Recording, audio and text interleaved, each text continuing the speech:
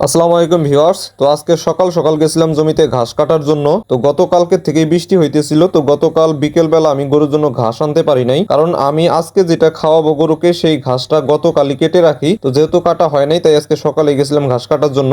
তো এই যে দেখতে পাচ্ছেন ঘাসগুলো কেটে আমি নিয়ে যাচ্ছি ঠেলা গাড়িতে করে। আর এই ঘাসগুলো কিন্তু হাইব্রিড জাতের। তো আমার গত সিজনে যে ঘাসটা ছিল চিকন নেপিয়ার, তো সেই চিকন নেপিয়ারটা আমার আছে। সেই চিকন নেপিয়ার ঘাসটাতে কিন্তু ফুল ধরে যায়, ঘাসের কিন্তু আয় খুবই কম। আর এই যে এই ঘাসটা হাইব্রিড হওয়ার কারণে এই ঘাসটার পাতা অনেক বেশি হয় এবং এটার কিন্তু আয় অনেক, মোট কথা এর ওয়েট অনেক বেশি। তাছাড়া এই বছর যদি আমার জমিতে ঘাস না থাকতো তাহলে আমার গরু বিক্রি করে ফেলা লাগতো, কারণ আমাদের এলাকাতে বর্তমান এক একটা করে খড়ের আটির দাম 15 টাকা। আর আমার মনে করেন যে প্রতিদিন প্রায় 70 থেকে 80 আটি খড় লাগে সকাল বিকেল মিলে। যদি এই ঘাস না থাকতো তাহলে বোঝেন কত টাকা আমার খরচ হইতো। আর খড়টা তেমন ভাবে বর্তমান পাওয়া যায় না। আসলে আল্লাহ মানুষকে মারে না, যে কোনো এক উপায়ে বাঁচিয়ে দেয়। তো এবার আমার ঘাসের ফলন এতটাই ভালো হয়েছে, কি বলবো আপনাদের অবশ্যই জমিতে আমি নিয়ে গিয়ে দেখাবো ভিডিও করে যে কি পরিমাণে এই হাইব্রিড ঘাসের ফলনটা হয়েছে আমার। তো এই ঘাসের ফলন হওয়ার পিছনেও কিন্তু কারণ আছে। আমি কিন্তু আমার ঘাসের জমির প্রচুর পরিমাণে যত্ন নিয়ে থাকি। বিশেষ করে আমার জমিতে যে আগাছাগুলো জন্মায় সেই আগাছাগুলো কিন্তু আমি প্রতিবার ঘাস কাটার পরে নিড়ানি দেই। তারপরে সেখানে পর্যাপ্ত পরিমাণে কিন্তু জৈব সার হিসেবে আমি গোবর ব্যবহার করি। মোট কথা একটা ঘাসের জমিকে আপনার 4 ভাগ করতে হবে মাটিটাকে, সেই 4 ভাগের 3 ভাগ থাকতে হবে গোবর, 1 ভাগ যেন মাটি থাকে, তাহলে কিন্তু ঘাসের ফলন অধিক হয়। তো এটা কিন্তু প্রমাণিত। এর আগের অনেক ভিডিওতে আমি আপনাদের বলছি যে ঘাসের জমিতে প্রচুর পরিমাণে গোবর দিতে হবে।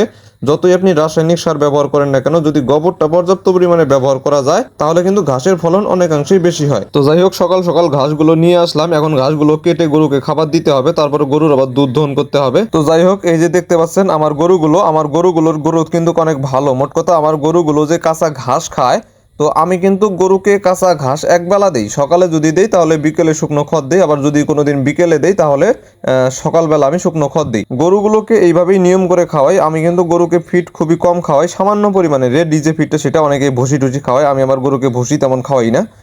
যখন গরুর বাচ্চা হয় তখন 2-1 দিন বা 2-4 দিন সেটা স্বাভাবিক। তাছাড়া রেডি যে ফিড সেই রেডি ফিডটাই আমি গরুকে অল্প অল্প করে দেই। আর কাঁচা ঘাসের উপরে আমার গরুগুলো থাকে।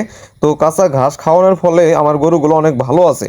মোট কথা আমার গরুর গ্রোথ ভালো আছে, গরুর খাওয়ার রুচি ভালো আছে, সব দিক দিয়েই ভালো আছে। আর কাঁচা ঘাস খাওয়ালে গরুর দুধটাও আমি একটু বেশি পাই। তাছাড়া কাঁচা ঘাস যদি নিয়মিত খাওয়ানো যায় গরুর রোগ প্রতিরোধ ক্ষমতাও বাড়ে। আর কাঁচা ঘাসের মধ্যে প্রচুর পরিমাণে ক্যালোরি থাকে, এই জন্য মূলত বাইরে থেকে ক্যালসিয়ামের সাপ্লিমেন্ট আমার ততটা খাওয়াতে হয় না। যখন গরু গর্ভবতী হয় তখন আমি খেতে দেই। তাছাড়া গরুগুলোকে আমি তেমন ক্যালসিয়াম বা আয়রন, জিঙ্ক এগুলো তেমন কিছু খাওয়াই না। তো আপনারা যারা গরু ছাগল লালন পালন করেন অবশ্যই জমিতে ঘাস লাগান এবং নিয়মিত গরুকে ঘাস খেতে দেন, দেখবেন গরুগুলো ভালো থাকবে। তো এই ছিল আজকের ভিডিও। যদি ভিডিওটি ভালো লাগে তাহলে অবশ্যই লাইক কমেন্ট শেয়ার করে দিবেন। আল্লাহ হাফেজ।